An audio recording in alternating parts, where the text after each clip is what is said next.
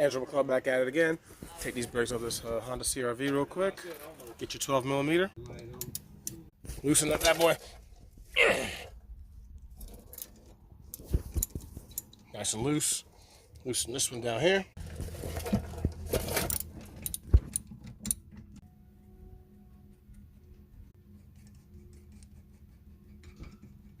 Take that bolt out. Look at that. Pop that out.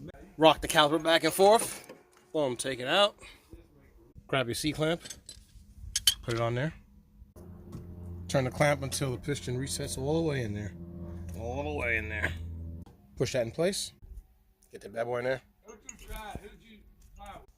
Get your grease. Grease your 4 points. There, there, there, and there.